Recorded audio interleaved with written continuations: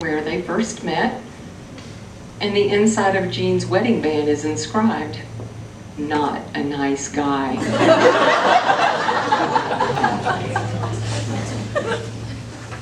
A quote from Nellie's writing is that when Zach found out that Nellie and Jean were to be married, he said that her name had to be Symm-Gruender because Zach knew her first, and then Nellie could be related to him and Jean. Nellie Symm-Gruender. A friend shared, Jean was always forefront in her thoughts. She loved him as she loved everyone, totally unconditionally, and with her whole heart.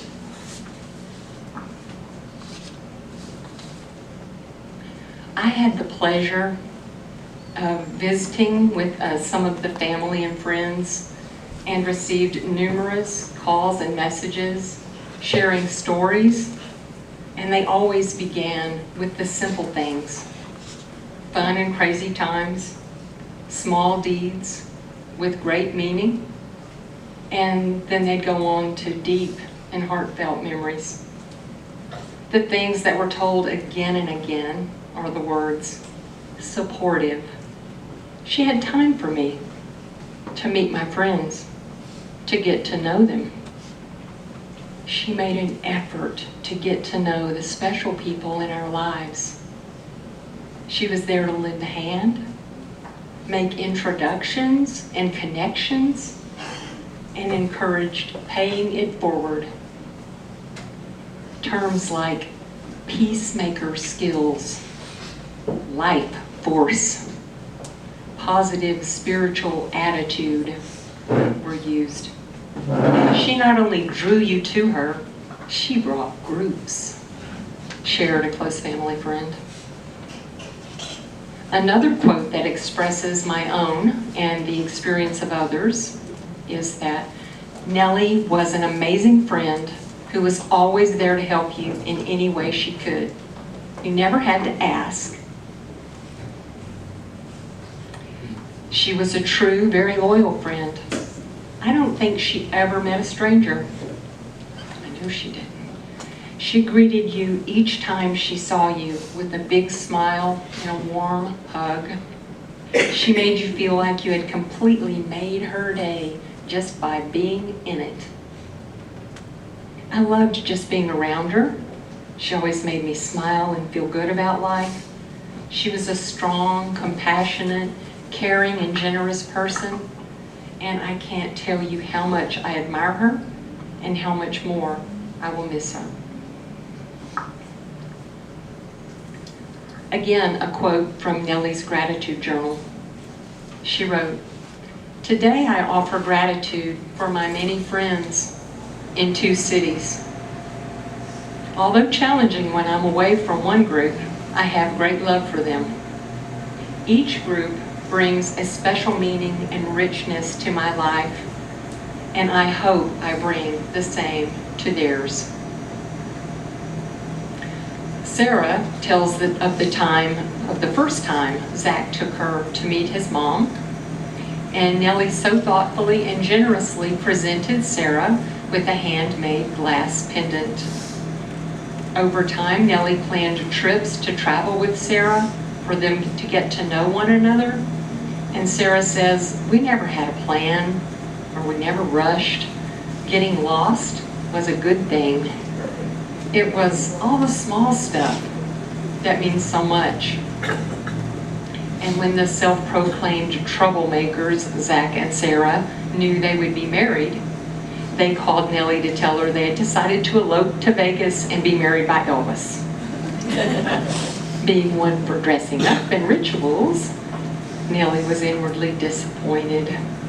But she also desired to cooperate, so she didn't fess up on the phone call how disappointed that she felt. And Zach tells that a few minutes later, the phone rang and it was Jean calling to say Nellie was about to book flights for Vegas and that they had better let her in on the joke. At the actual wedding ceremony, Nellie went up on stage and brought out an Elvis impersonator for some entertainment.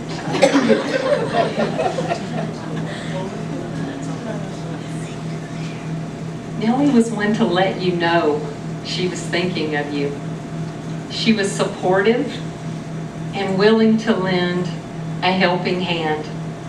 If she helped you move, you may come in to find yourself not only moved, but unpacked and organized. Nellie was committed to making a difference in many ways. She was smart, enjoyed a challenge, and was certainly a hard worker. She worked with the Dream Factory to grant dreams to chronically and critically ill children. Her medical training and knowledge were invaluable evaluating the kids going on trips. Nellie expressed gratitude for her ability to give back to her community, working with the Prescription Assistance Program. She wrote that the program allowed her to work with a wonderful group of dedicated people and that she was honored to use her skills. Medical missions to Honduras, through Honduras Good Works, were another passion. Nellie volunteered numerous times and applied her nursing skills, also collecting eyeglasses, toiletry items, and such for these people, creating lasting relationships. Each time the group returned to Honduras, people would sometimes come just on the off chance they might get to see Nellie. Nellie could draw a crowd. On the day the ambulance returned her to Rockport, the condo was packed full of family and friends, bearing food, gifts, and all manner of supplies.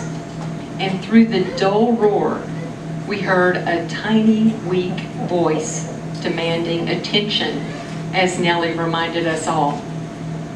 Everyone take a deep breath.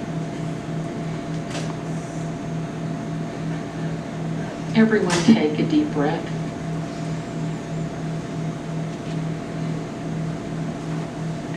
I'm told that Nellie's navigational skills could be a challenge. It could be a challenge, with the exception of navigating into people's hearts. And here's a story to keep Nellie real. While listening to the family stories, food came up numerous times, and I asked, was Nellie a good cook? And there was this pause, followed by, she had a couple of staples. Good laughter, followed by more tales of the times that they had created great meals together. And Jean does defend Nellie's cooking. I was also advised when hanging out with Nellie, it was always a good idea to check expiration dates. She could have a dozen or two different salad dressings and 10 ketchups, but they may have expired years before.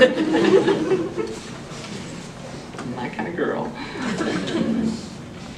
Let us carry on gratitude for the word for 2017. Gratitude to have known Nellie.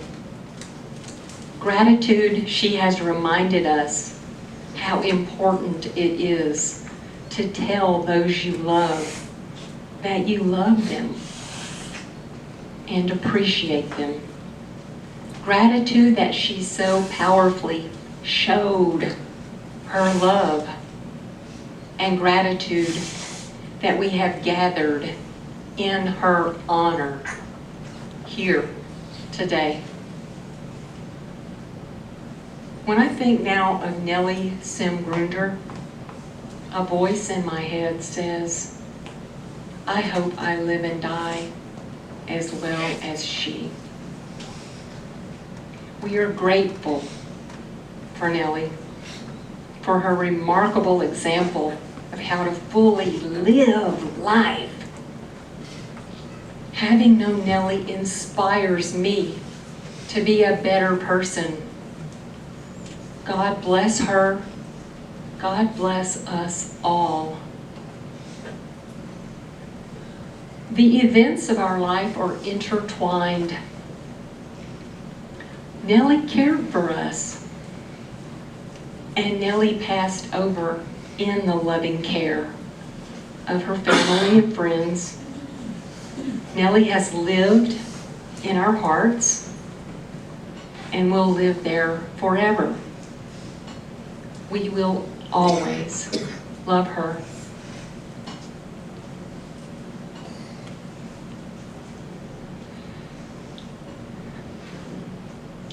Anyone that would like to share a brief thought or feeling about Nellie is invited to come forward at this time.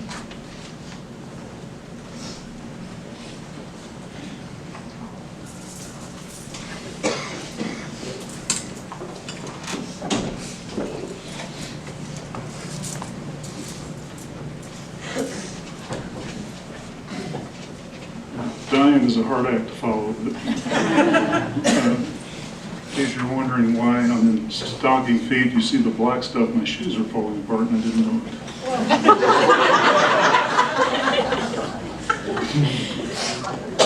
What I'm going to do is give you a slight prequel of Diana's speech of where Nellie came from. I suspect a lot of you think she was born to money and good schools and such. She was born to a father who I don't think finished high school. He was a telephone repairman. Her mother was a fourth grade educated farm girl. She went to grade school, and her parents decided she would be a concert pianist at the age of about 6.